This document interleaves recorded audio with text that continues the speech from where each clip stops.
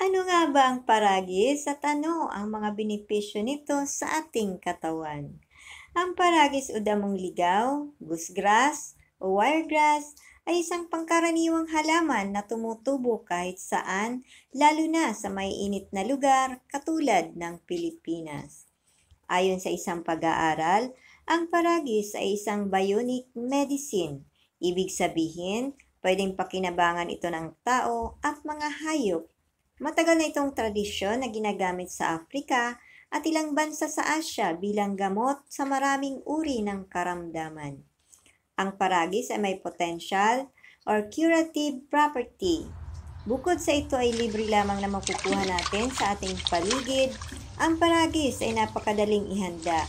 Kumuha lamang ng tamang dami ng paragis kasama ang ugat, tangkay at dahon nito. Pagkatapos ay hugasan mabuti at ilagay sa malinis na kaldero o kaserola. Lagyan ito ng 4 na tasang tubig at hayaan itong kumulo ng 10 hanggang 15 minuto. Pagkatapos pakuluan ay hanguin ang dahon at ihiwalay ang katas nito upang hindi agad masira. Ngayon ay pwede na itong inumin na parang tsaa bilang panggamot sa iba't ibang uri ng karamdaman. Narito ang mga sakit na maaaring matulungan ng damong paragis. Number 1, diabetes.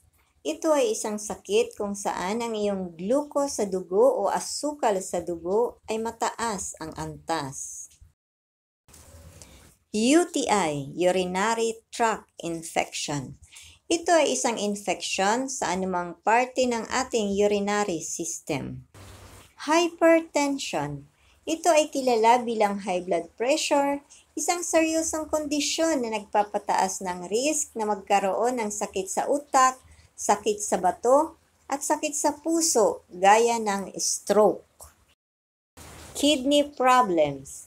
Ang kidney o bato ang siyang nagsasala sa iba't ibang bagay na dumadaloy sa loob ng katawan tulad ng dugo, pagkain at tubig. Respiratory problems. Ito ay mga kondisyon sa baga tulad ng hika, sakit sa puso, sakit sa baga o pulmonya. Arthritis. Arthritis ang tawag sa iba't ibang kondisyon ng rayuma na may kinalaman sa kasukasuan at mga nakapaligid na bahagi ng katawan. Bladder disorders. Ang bladder o pantog ay isang guwang na organ sa iyong ibabang tiyan na nag-iimbak ng ihi. Maraming mga kondisyon ang maaaring makaapekto sa iyong pantog. Cancer. Ang cancer ay nagsisimula kung may mga pagbabago sa mga genes ng isa o higit pang mga selula. Ang mga genes ay mga peraso ng DNA na nasa loob ng bawat selula. Diarrhea. Ang pagtatae ay ang pagkakaroon ng madalas mabasa o matubig na pagdumi.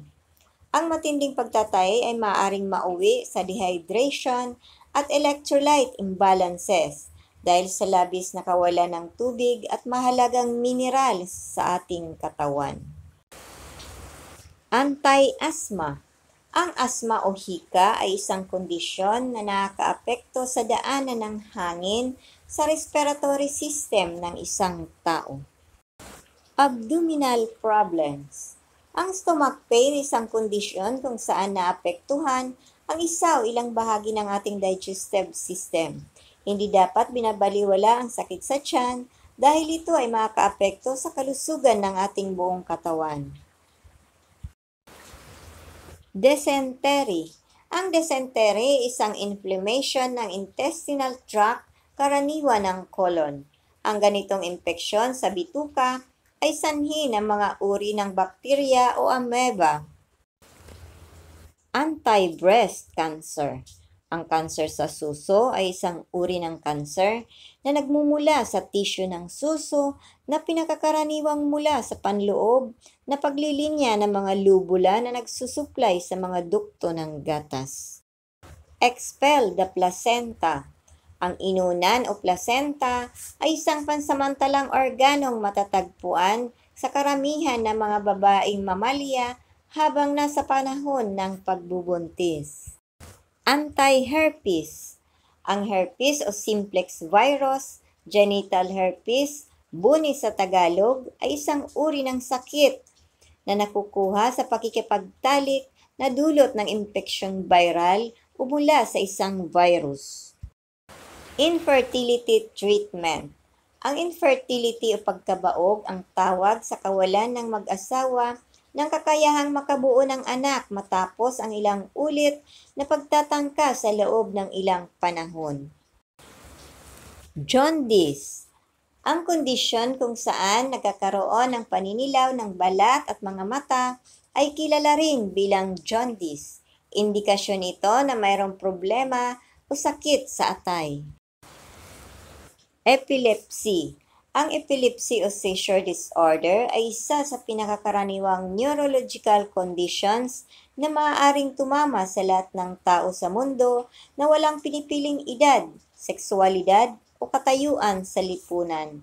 Ang epilepsy ay isang sakit sa utak na resulta ng abnormal electrical activity sa utak. Ang seizure ay dalawang uri. Ito ay ang focal seizures at generalized seizures. Inhibition of airway inflammatory processes. Ang pulmonya ay isang pamamaga na kondisyon ng baga na pangunahing nakakaapekto sa mga microscopicong air sac na kilala bilang alveoli. Ito'y karaniwang sanhi ng infeksyon sa mga virus o bakterya at hindi masyadong karaniwang mga microorganismo. Hematophagous insects. Kabilang dito ang mga pinakamapanganib na langaw sa kalikasan. Kabilang dito ang tsetsefly, autumn stingers, at iba pa. Mas gusto ng mga nilalang na ito ang napakainit na klima. Lipid-lowering effects on high-fat diet hyperlipidemic. Ang manipis na lipoprotein na cholesterol HDL kilala din bilang magandang kolesterol. Nagdadala ito ng sobrang kolesterol pabalik sa atay upang masira o mailabas. Ovarian cyst. Ang mga ovarian cyst ay mga sac na puno ng likido sa isang ovaryo. Karaniwang nabubuo ang mga ito sa panahon ng ovulasyon kapag ang ovaryo ay naglalabas ng isang itlog. Antimicrobial. Ang antimicrobial sa isang uri ng gamot na ginagamit panlaban sa mga infeksyon sa tao, hayop at halaman. Kabilang sa mga antimicrobials ay ang mga antibiotics, antivirals, antifungals, at antiparasitics na panlaban sa mga bakterya, virus, fungi at parasites. Dandruff. Ang balakubak o dandruff ay isang uri ng kalagayan kung saan ang balat na nasa anit ay nagbabalat at nagtutuklap. Hepatoprotective. Ito ay isang makabuluhang hepatoprotective effects sa pinsala sa atay na dulot ng mga droga o drugs. Paalala, mas mainam pa rin po ang pagkonsulta sa inyong doktor upang malaman ang tamang dosage ng pag-inom ng gamot batay sa uri ng karamdaman. Maraming salamat po sa panonood. Ingatan po kayo lagi ng Diyos. Paalam!